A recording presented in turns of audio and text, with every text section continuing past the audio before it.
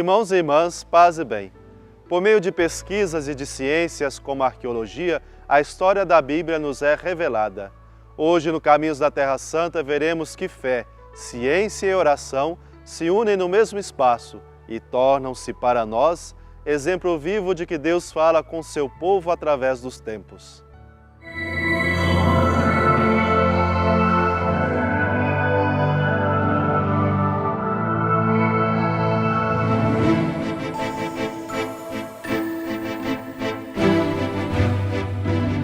Os rótulos de Qumran, uma das descobertas mais extraordinárias da história da arqueologia. Na beira noroeste do Mar Morto, 12 quilômetros a sul de Jericó, encontram-se ruínas isoladas que os árabes chamam Khirbet Qumran, vestígios de pedra. Foi nesta fascinante paisagem que, na primavera de 1947, um beduíno descobriu aquela que hoje é chamada de Gruta Número 1. Dentro, alguns cântaros de barro contenentes rótulos envolvidos no linho. Assim teve início uma das mais importantes descobertas arqueológicas do século XX.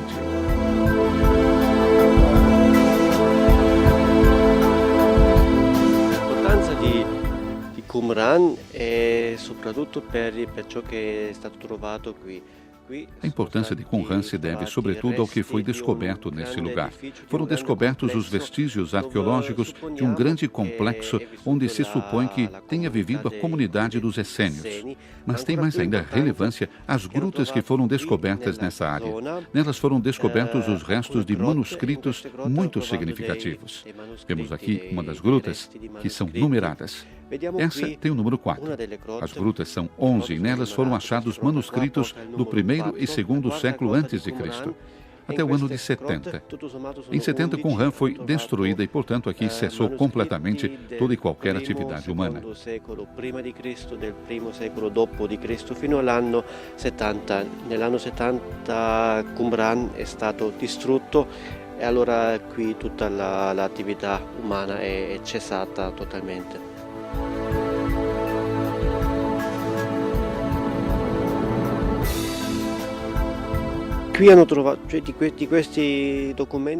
Mais da metade dos documentos descobertos são bíblicos e, entre eles, o mais importante é o rótulo de Isaías, quase completamente íntegro, senão por poucas palavras.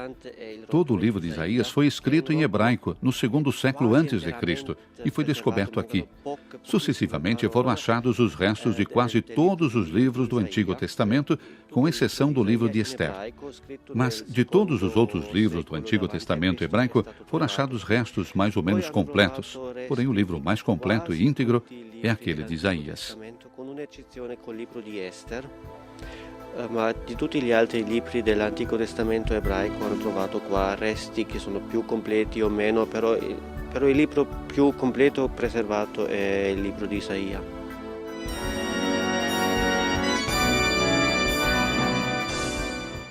A característica climática de Qumran foi um fator muito importante para a preservação dos rótulos. È molto secco, caldo e secco. Aqui o clima é muito seco e quente. A vegetação é muito escassa, como se vê aqui.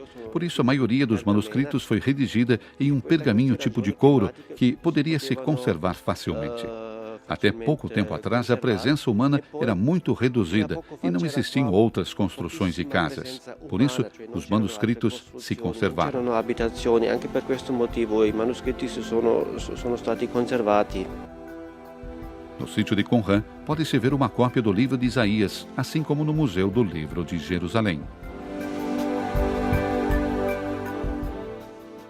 Cidade Santa, em 2008, foi exposto ao público o rótulo original de Qumran, o que se conservou melhor entre os 220 manuscritos descobertos nas grutas. O papiro, após a descoberta em 1947, foi sempre conservado em um ambiente escuro, com temperatura e umidade constantes, a fim de protegê-lo. O volumoso rótulo, de 7,5 metros, escrito em hebraico, remonta ao segundo século antes de Cristo e constitui o testemunho mais antigo do livro veterotestamentário do profeta Isaías.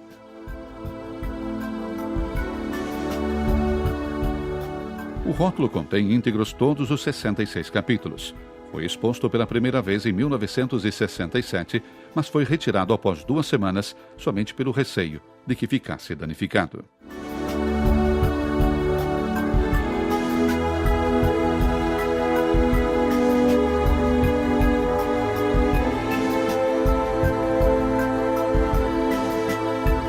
A mensagem dos profetas e a tradição dos sábios e dos escribas não ficou durante muito tempo pura expressão oral, mas começou a ser colocada por escrito. O processo é longo e tem início com a incisão na pedra e na argila. C'è un piccolo oggetto che è una copia di un originale che è stato trovato. Essa é uma cópia de um original de prata descoberto aqui em Jerusalém com uma parte da Bíblia e considerada a parte escrita da Bíblia preservada mais antiga. O pequeno fragmento de prata remonta ao 8º século a.C. e nele foi gravada a famosa bênção sacerdotal do Livro dos Números. Il Signore ti benedica e ti custodisca. O Senhor te abençoe e preserve. O Senhor faça resplandecer em ti seu rosto e te dê paz. São Francisco também escreveu essa mesma bênção, extraída da Bíblia, em uma carta ao seu amigo mais querido, Frei Leão.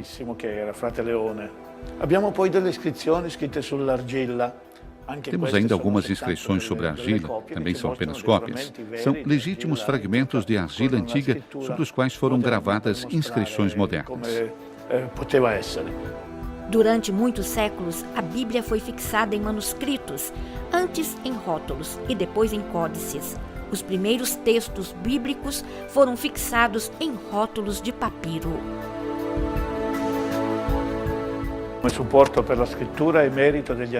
A invenção do papiro como suporte para a escrita deve-se aos antigos egípcios, que se serviram de uma planta que nasce, cresce e se desenvolve com abundância ao longo do rio Nilo, justamente o papiro.